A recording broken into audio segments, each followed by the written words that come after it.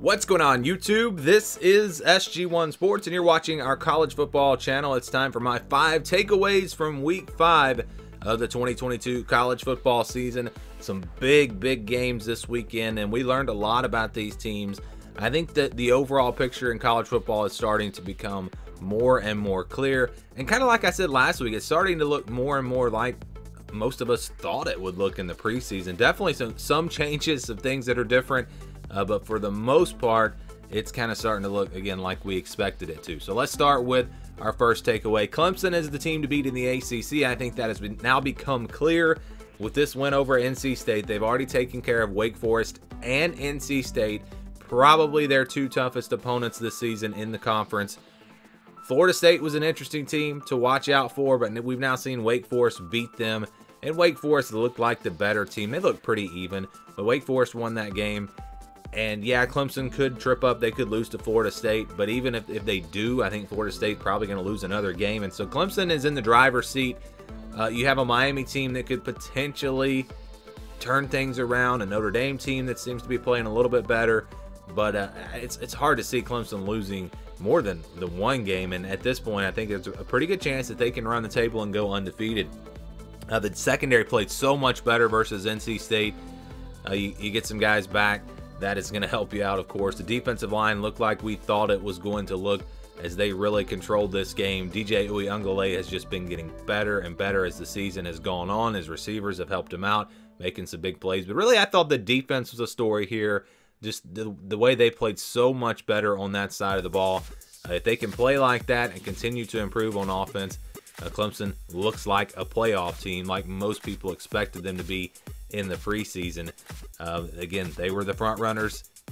Wasn't really sure after those first few games because you had some question marks about this team, but you have to keep in mind that these teams get better as the season goes along, and you're already seeing that with Clemson, especially with the offense. Remember that offense in week 1 and how terrible it was?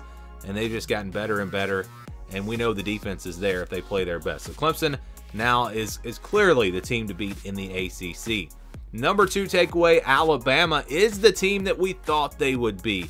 So we finally see this Alabama team play the way we expected them to in the preseason. They haven't looked perfect against some lesser competition. They look really good against Vanderbilt, but other than that, you had some, I guess for the most part, I mean, they did dominate the lesser competition. It's really all about the Texas game. So the Texas game, they did not look very good. And I think anyone watching that game would agree. The offense really struggled.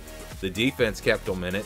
Before Quinn Ewers went out, the defense was even giving up some big plays. But you had to kind of wonder, was that game a fluke or does Alabama have some major issues? And I think we can now, based off of what we've seen this year, we now know that that was a bit of a fluke. Alabama is one of the best teams in the country, maybe the best team in the country, and I think they proved that against Arkansas. It was a bad matchup for Arkansas because of their secondary, but what I don't understand is first of all, the way Alabama was able to protect Bryce Young, because Arkansas has been able to get after quarterbacks. I know the secondary has been bad, but they've been able to get after the quarterbacks this season. I think they led the country in sacks coming into this game, if I heard that correctly. But they were not really able to get after Bryce Young too much. They did put some pressure on him. But the things that I noticed were just the better protection for Alabama. And they would even bring in an extra offensive lineman. So you see the genius of Nick Saban already. He knows the offensive line is not great this year, but they've made adjustments. They've been able to protect Bryce Young now. The receivers, they're starting to click with Bryce Young. And so the offense is starting to look like we thought it would look, and the defense has been great all year for the most part. So they look like the team that we thought they would be.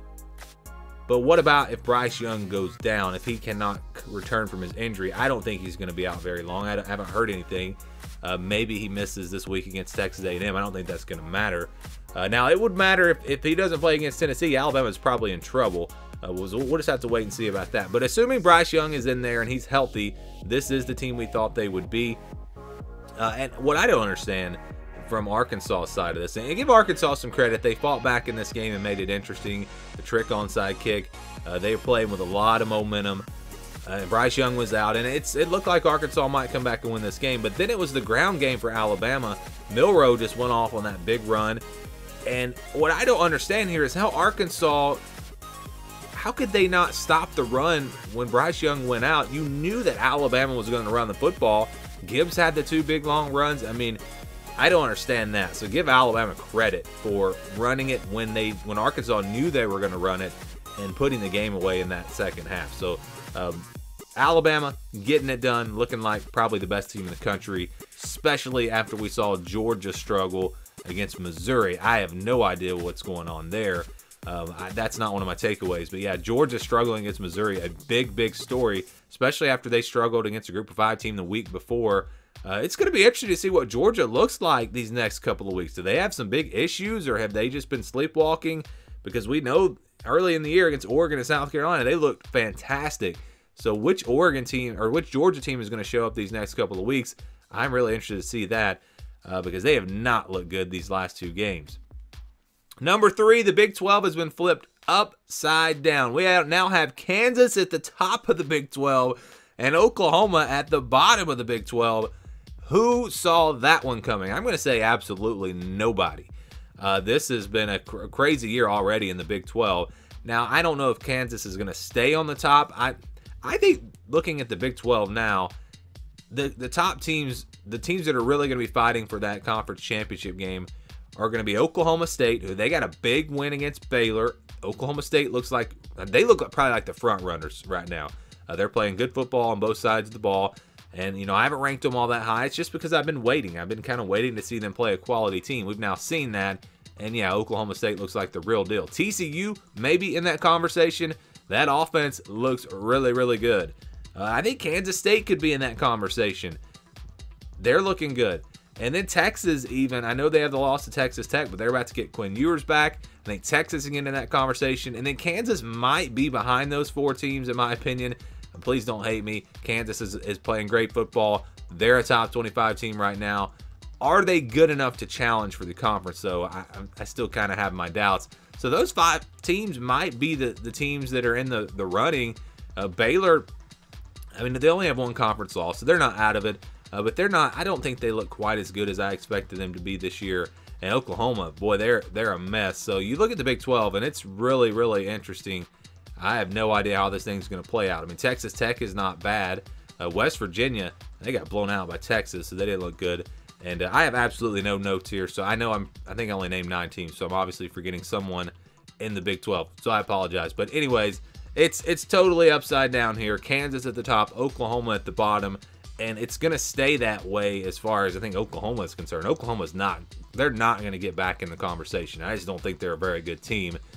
And Kansas, I think, at least going to be in the top half of the Big 12. We'll see if they're able to stay up there.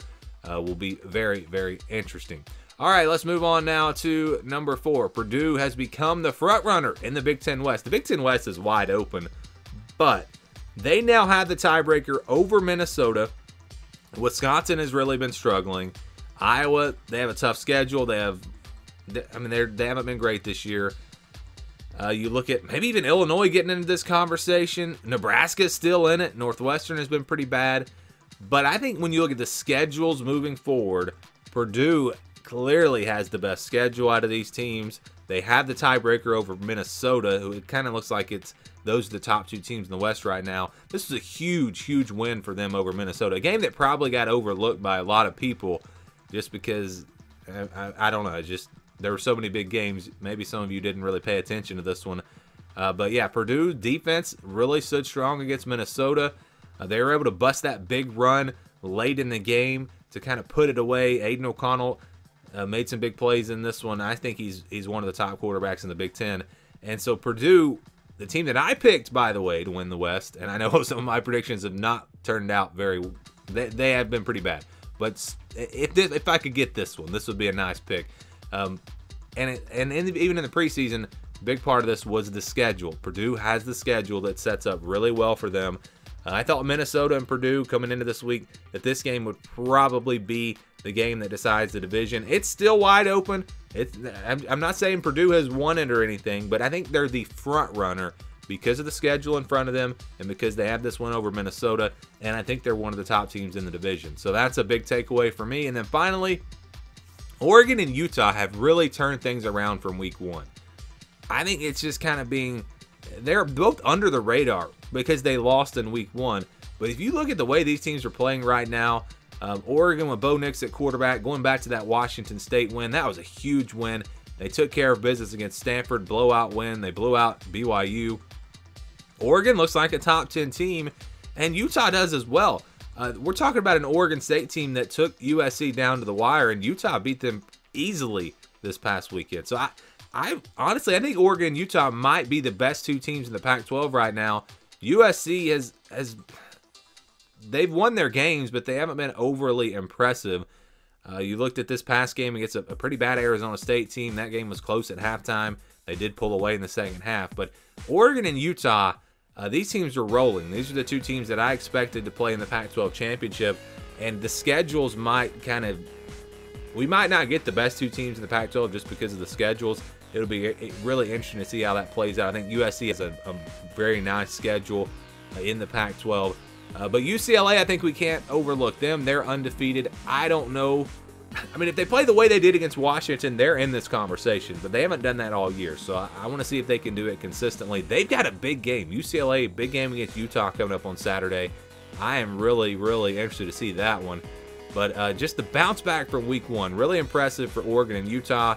I don't think people are really talking about them. Just wanted to give them some credit for what they've been able to do these last few weeks. So those are my takeaways from week 5. Give me your takeaways, your thoughts down in the comments below. Thank you for watching this video, and stay tuned for more here on the SG1 Sports College Football Channel.